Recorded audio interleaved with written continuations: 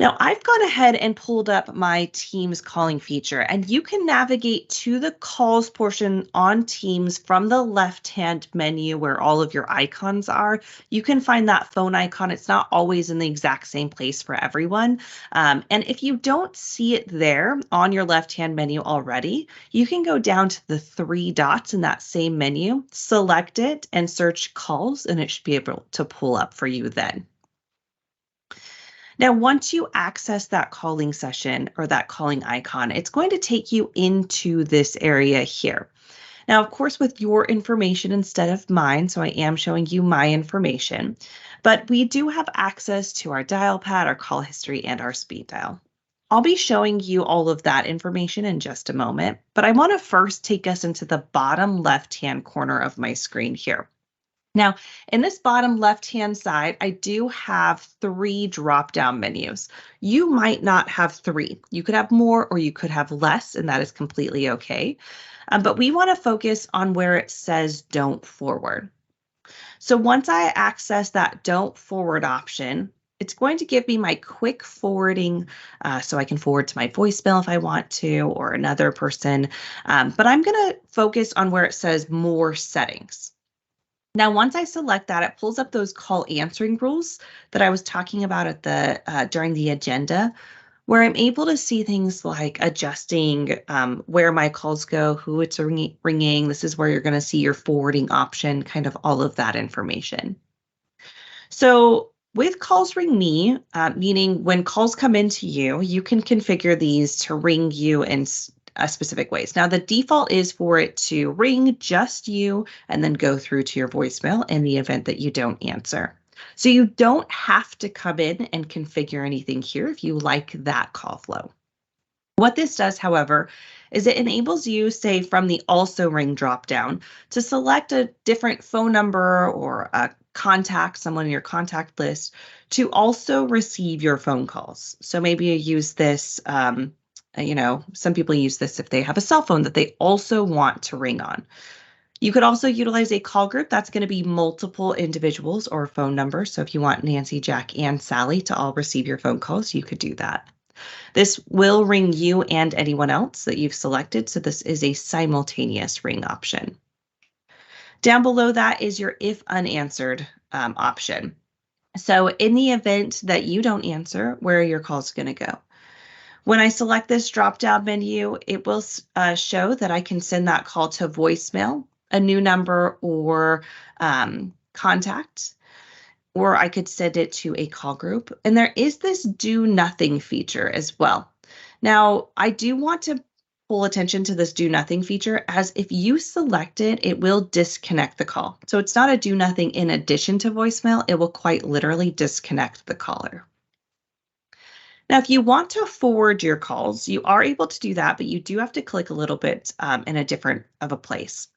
So up above where it says also ring in no one else, there's a forward my calls option. You'll select that in order to forward, and the default forward is voicemail. But we still have a drop-down menu here where we're able to select other options, including a phone number or a call group. Now, there is no save button here. So when it comes to this area, if you select forward my calls, your calls are going to start forwarding. So right now, if someone were to call me, my call would go to voicemail. Because I don't want that to happen, I'm going to click back to where it says calls ring me to the left-hand side of forward my calls to stop my calls from forwarding. Now I want to go to the middle of this settings screen here where it says configure voicemail. Once I select that, I'm able to see my options for setting up my voicemail, which includes record a greeting, which is a button at the top of this window here, where I am able to select that, and then I can record my own voice and whatever message I would like. If you prefer not to record your own voice, there is a text-to-speech option. In the middle of my screen, it says text-to-speech customized greeting, and you're going to go down below and click where it says your custom greeting, and you're able to type in a greeting here instead of utilizing your own voice. Both options are great. I do suggest if you use the text-to-speech option that you do call yourself after, say from like your cell phone, just to ensure that it does sound the way you want it to. Teams does add a little information onto the back end, and you just want to make sure that flow is the way you want it to sound. Below my custom greeting is an area that says my custom out of office greeting. So I am able to type something that I want to read off in the event that I'm actually out of the office. And I can have this automatically read off for me in the events I've selected down below, where because my Teams and Outlook are integrated so tightly, I can choose when I have an Outlook auto reply and or when I have an out of office calendar event. If these two things are selected, whatever I've typed up above in my custom out of office greeting will read off automatically. So for me, I have something kind of generic here, like I'm out of the office. I will respond to you as soon as possible, right? You could change this every time if you wanted to, but the convenience is that it'll automatically link in when you do have these events. In this area, you do want to make sure that you select that OK button to save those changes before you move on. And we can see here that we have options like our ringtones, right? So we can adjust those based off of calls for you, forwarded calls, and delegated calls. So you are able to access that. Now, if I continue to scroll down, there is this area called call queues. If you don't have this, it just means that you're not configured with this, and that's absolutely okay. If you are part of a call queue, this is where you would see that. And if given the permission, you're able to log out and log into that call queue. I'll go ahead and exit out of here. And I do know that a lot of individuals are utilizing headsets, so I do want to talk about some of the device settings really quickly. We're going to go back down to the bottom left-hand corner of my screen. So below it, where it says don't forward, mine says custom setup. Yours may say something like PC mic and speakers or the name of the device that you're using if you're utilizing a headset. Either way, you want to select that option and then choose device settings. And that'll pull up your device settings. Now, you could also access your device settings anywhere else that you're already accessing them. You don't need to set this up separately for calling, right? It's all the same as your meetings. But I do like to come in and just make sure that everyone knows that you do have a make a test call option. So below your speaker and microphone drop-down menus, you can make a test call. So anytime you make any adjustments to devices that are connected to your computer and or the device that you're utilizing for Teams, we do suggest that you make a test call so that you know that you can hear and others can hear you. We also have this area, if I continue to scroll down, that says secondary ringer. It's the last option on my screen here. And now it's second from last, but you do have the option to select a secondary ringer. So if you are someone who's utilizing a headset, you take that headset off, but you don't disconnect it, the calls will continue to ring and notify you through the headset. What you can do is you can come in and select from this drop-down menu a secondary ringer option that will enable you to also have, say, your computer speakers ring. So it'll ring both through the headset and through the computer speakers, or even another speaker if you have a Bluetooth speaker hooked up. So you are able to hear that call come through even if you don't disconnect your headset or don't have your headset in. Now I'll go ahead and get out of this area here. And we do want to look now at your call history. So your history will show you your entire call history. That's going to be place, missed, received, conference calls, transfers, really everything will show up here. It might be rather small on your end, but I'm hovering over names and numbers of individuals, and you can see a little call button to the right-hand side of this middle section. That's your call back button. So that will engage that phone call with the individual, or if it's a conference call, the group of individuals.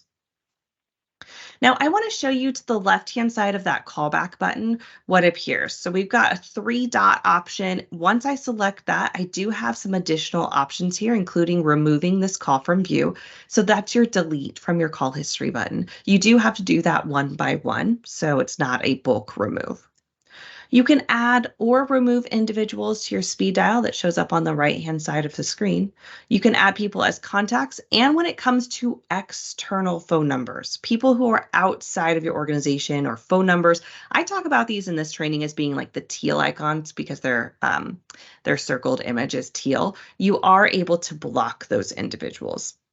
This is typically something that's reserved for, spam callers, and it does only block for your direct line number. It's not an organization-wide block. Now, I indicated that that's for external phone numbers only. So if I were to go up to Lee, who's my coworker, and select his three dots, I can see that that block feature has been removed. So you are not able, I'm sure no one would do this, but you're not able to block anyone that's part of your organization. Now, in this general area is also where you're going to find access to your voicemail.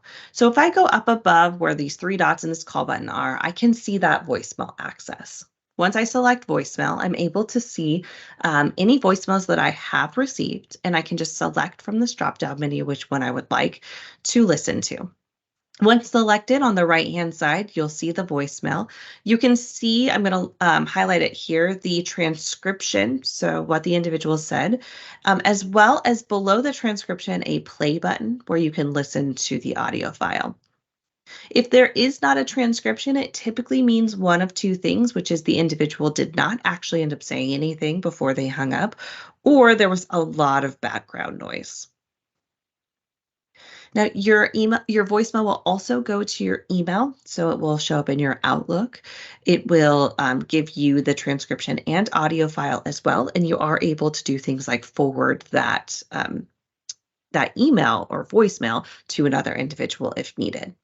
Now, if you delete this voicemail in your email, I do want to note that it will also delete it here in your Teams account. So when you delete it in one area, it will delete across the board. So I do like to make a point of that. Now I'm going to go ahead and go back to my all menu. We can see that voicemail does stay up on the right-hand side. I'm going to go ahead and exit out of it so that we can see my speed dial. As we saw, we can add individuals to speed dial from our history. We can also hover over the title speed dial, go to the far three dots on the right-hand side, and add a contact to this group. Now, once you add individuals to the group, there's no real easy way to restructure them. So if I wanted to have, say, Johanna first, I would actually have to delete everyone and re-add them. So they are added in the order that you place them in. Now I'm going to go on the left-hand side to the dial pad, and I don't see any questions so far, so hopefully that's a good thing. And we're going to go to this dial pad, and this is a dial by name registry, meaning that you're going to tap in where it says type a name or number, and if you're calling someone in your organization, you are going to dial by their name. If you're calling to a phone number, you're able to do that by just dialing the 10-digit phone number. So I'm going to go ahead and dial a number here. We can see that I haven't added that +1. I can just go down to the blue call bar and engage the call. We see that a little drop-down menu does appear though. Adding that +1. As I've indicated, you do not have to select that. But what this does, if I select it, is it opens this up so that I can continue to add either names or phone numbers. So if I wanted to turn this into a conference call before I even engage the call, I'm able to do that by continuing to add people in until I choose to engage that phone call. Now I'm just going to create this call with one individual. So I'm going to go down to that, excuse me, blue call bar and press that, and it's going to pull up my call window. Now this is going to mimic the size and location of your Teams meetings. And we're able to see all of the functions within. Now, this is a phone call only. So while the size and location and it looks very similar to your Teams meeting, it actually is not going to give you all of the features when you are calling to these teal icons or external phone numbers. This will be an audio-only phone call. Now, that is different if you are calling to someone within your organization. So if you are placing a phone call to your coworker, you are going to have not only phone call options, but also all of the options in your meetings. So that sharing screen, all of that. But again, teal icons, only a phone call. What you do have access to is going to be in the upper right-hand corner in this new menu. You have the dial pad, which enables you to type a number. Say you call out to an organization and you need to dial 3 to get to the billing department, you are able to do that. We also have the hold option. Of course, when you select that, the individual goes on a hold, and you do need to resume the call in order to continue on doing anything else. And that includes transferring. So if I place a caller on hold, I need to resume before I can select the transfer button. The transfer button is off to the right-hand side of that hold button, and I do have two transfer buttons that we will look at in just a moment, but I do just want to kind of briefly touch on where it is. But before we do that, I want to go ahead and look at the people icon. When I select the people icon, this will bring up who's currently in my call, but also another way that I can engage a conference call. I can go where it says invite someone or dial a number and do just that. I can type a 10-digit phone number or the name of an individual. If I type the name, I'll just select the individual from the drop-down menu, and you're going to see my call box re-engage here. When my call box re-engages, what we will get are those additional features that I indicated you would not have. So your sharing screen, your chat feature. Now, you still can't utilize those with those teal icons, but these features will show up anytime you're in a conference call. Now, if I wanted to share my screen in this specific conference call, because I have an individual who is part of my group or my organization, I can share my screen and Lee will be able to see what I've done. But again, that 661 number will have no indication that anything has even occurred. It's also important to note that at the top of the menu here, we lose access to both hold and transfer. We do have access on the far right-hand side to leave this meeting. If I select just the leave button, it will hang up on me and me only and enable everyone else to stay on the call. I do, however, have a drop-down menu if I'm the person who created the conference call where I can select that drop-down and choose to end the meeting for everyone. It will verify that I want to do that because if I select end, it will hang up not only on me, but also every other participant. Now I'm going to show you those transferring options, but I first want to let a call come in so that you can see what it looks like when you receive a phone call. In the bottom right-hand corner of my screen, you'll see a pop-up notification with a blue and red button. That blue button is going to be your answer and the red is your decline. Now, if you are declining a call, you do want to make sure that you tap right into that red circle because if I push anywhere in this call notification, it will answer that call for me. So to answer, you can press anywhere, but to decline, hit that red button. We can see that my call has not differed based off of the fact that it's a received call. So again, no difference between placing and receiving calls. Now let's go ahead and look at those transferring options. So on this menu, I'm going to select transfer. Now you don't want to place the caller on hold first. You'll just want to select which transfer you want to utilize. The first transfer is a blind or direct transfer where you select that, the caller goes on a hold, and then you're going to type the name or even a phone number of someone you want to transfer it to. I'm going to choose my coworker Miriam. I've selected her name from the dropdown, and that has now given me my transfer button. I can just select transfer, it'll disappear from my screen and send it over to Miriam. If she doesn't answer, it will go to her voicemail. Now I can also send directly to her voicemail by using the drop-down menu just to the right-hand side of that transfer option, where I'm able to send this call to her work voicemail, excuse me. Now, as I've indicated, this goes to the individual and is out of your hands, and that's going to be the case unless you select the ring back if there's no answer option. In this option, if I select that transfer button, instead of it going to Miriam, it's quite literally going to ring back to me. We can see that ring back in the bottom right-hand corner where it's letting me know that this is a call that couldn't reach Miriam and it's asking me to answer it again. I can do that and then it re-engages that phone call. The other transfer option we have, if I go to the top menu, is the consult then transfer.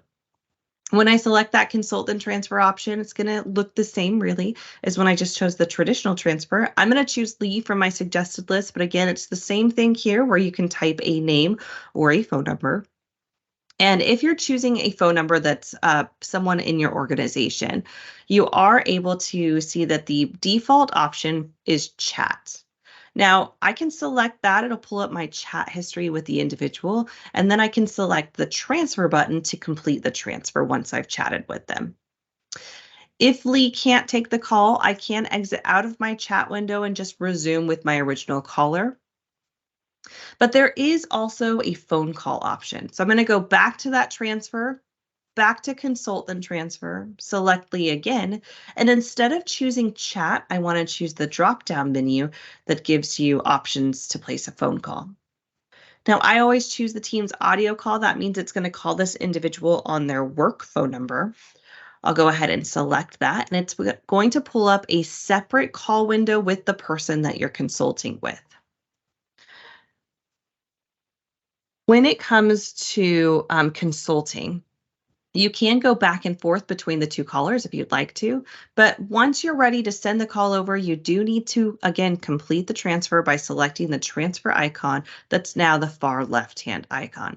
If Lee can't take the call, you would then just leave with Lee and resume the original call. But again, to complete the transfer, you have to select the transfer button that is on the left-hand menu. Once you do that, just let it do its thing. It'll disappear from your screen and it'll be in whoever else's hands.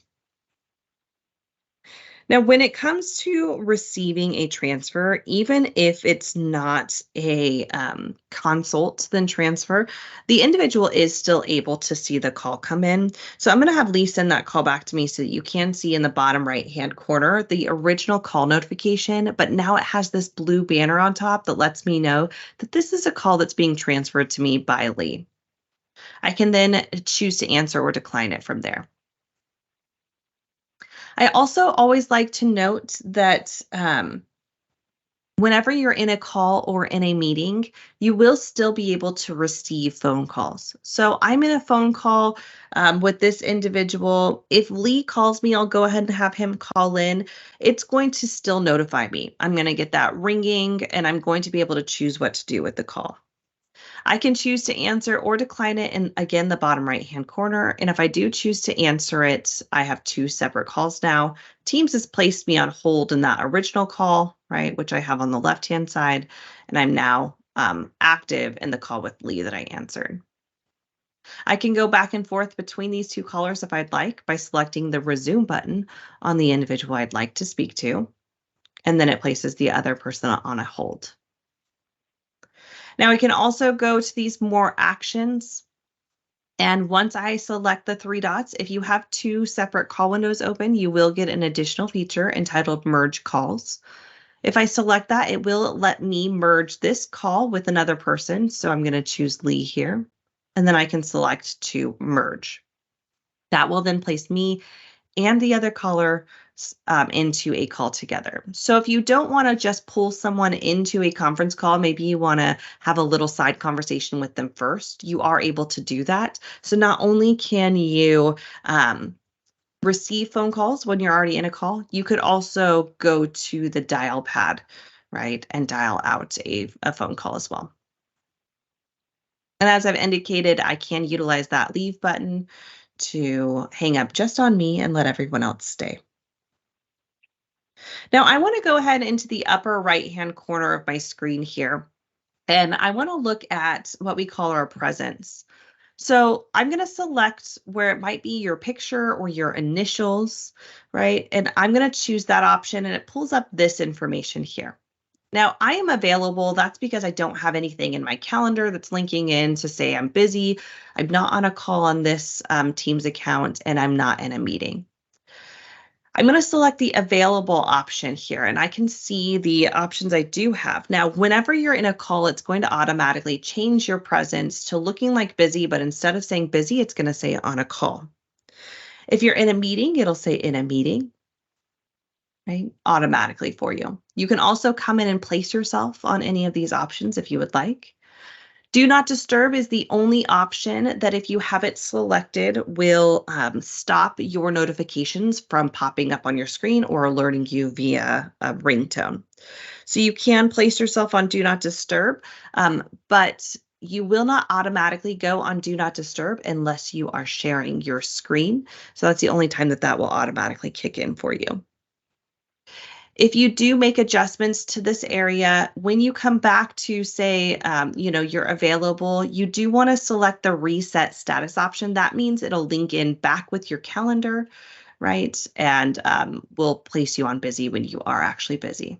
Again, though, you will still get your phone call notifications and everything coming through when you are listed as anything except for do not disturb. Now we can limit those notifications a little bit. We're going to go to the left-hand side of that picture, select those three dots, and we're going to go to settings. Now that we're in settings, we want to look at the left-hand menu where it says notifications. And once selected, we want to go to the option that says meetings and calls, and we want to choose edit. So if you are someone that does not want to receive notifications when you are in meetings or you're on phone calls, so say, you're in a call, you're not ever really going to answer that other line, or if you're in a meeting, you can mute notifications during meetings and calls by toggling on this option here. So mute notifications during meetings and calls. That's going to be kind of your general walkthrough when it comes to your Teams calling feature.